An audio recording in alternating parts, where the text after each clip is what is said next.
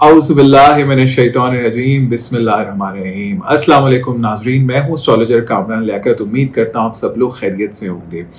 तो ये वीडियो है थी कैप्रिकॉर्न्स के बारे में। कैप्रिकॉर्न्स ने मुझे बड़ा तंग किया है लास्ट वीडियो पे, और उन्होंने कहा कि आपने उनको इस लिस्ट में शामिल नहीं किया।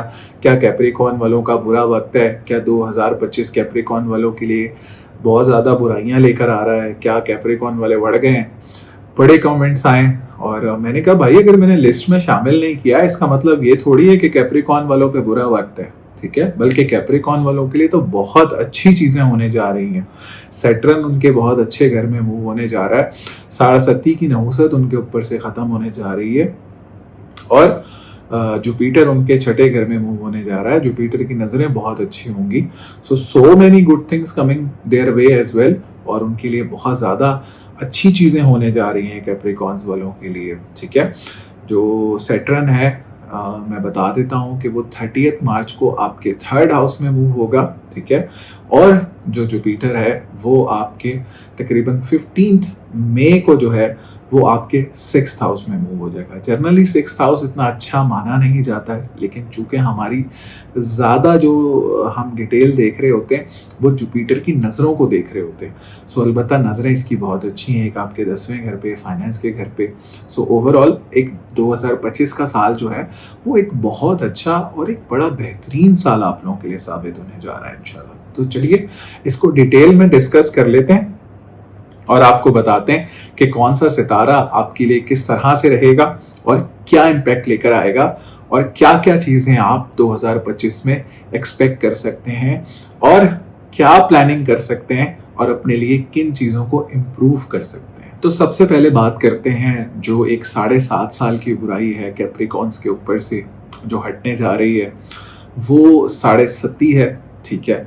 और 7.5 को देखने का तरीक़ेकार ये है कि हम सैटर्न की पोजीशन को देखते हैं कि सैटर्न करंट सिनेरियो में कहाँ मूव हो रहा है।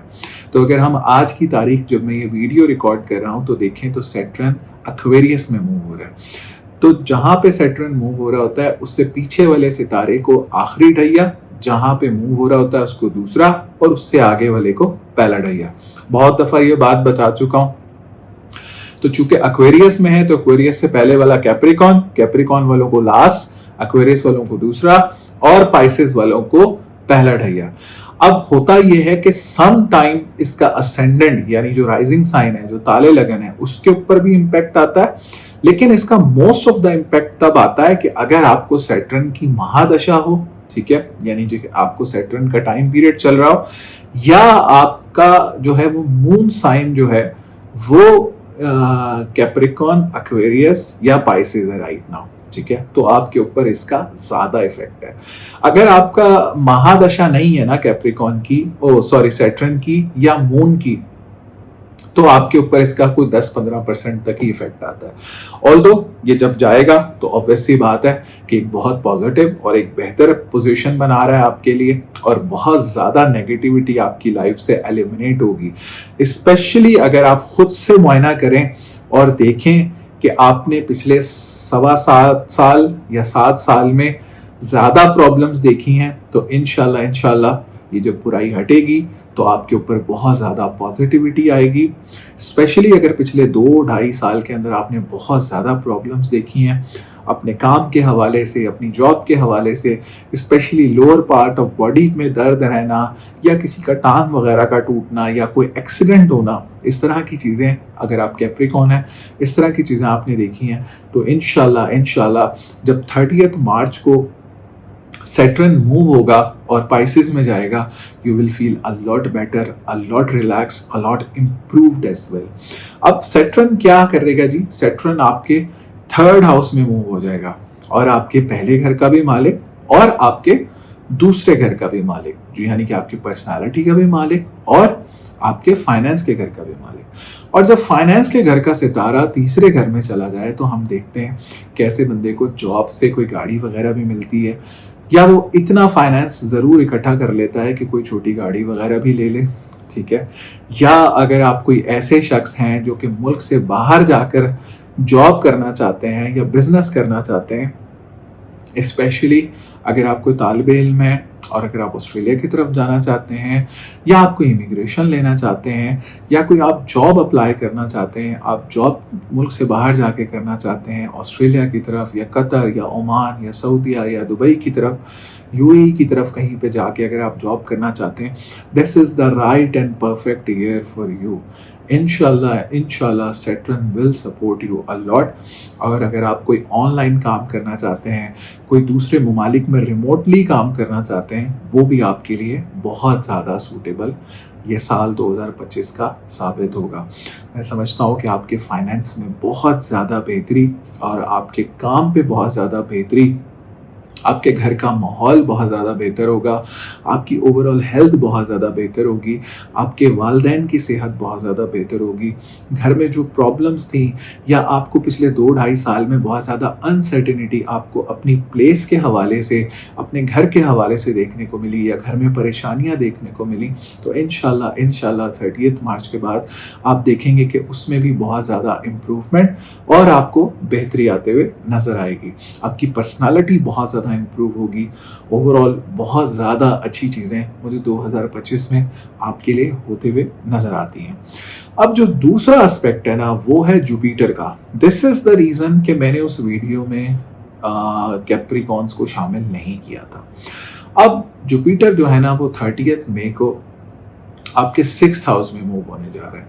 ये एक बड़ी कॉम्प्लिकेटेड पोजीशन है, ठीक है। कॉम्प्लिकेटेड पोजीशन क्यों है जी?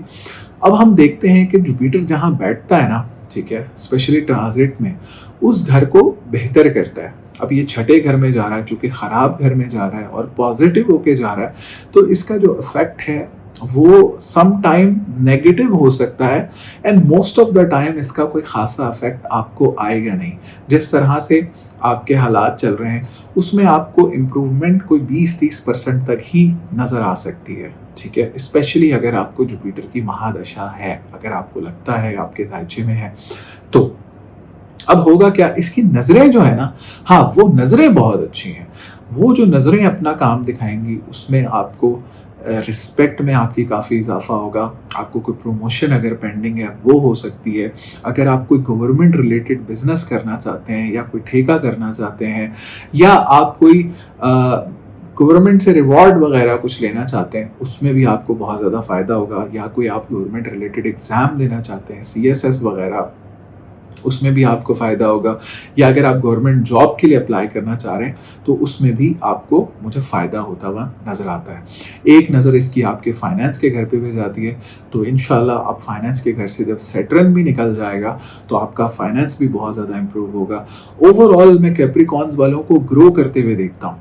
बस आपने करना है कुछ काम, उसमें ये काम करना है कि एवरी थर्सडे आपने 1 से 2 लोगों को कुछ ना कुछ खाना ज़रूर खिलाना है, ठीक है, to improve the impact of Jupiter, ठीक है। और आपने या फताहू या रज़ाकू जरूर पढ़ना है, ठीक है।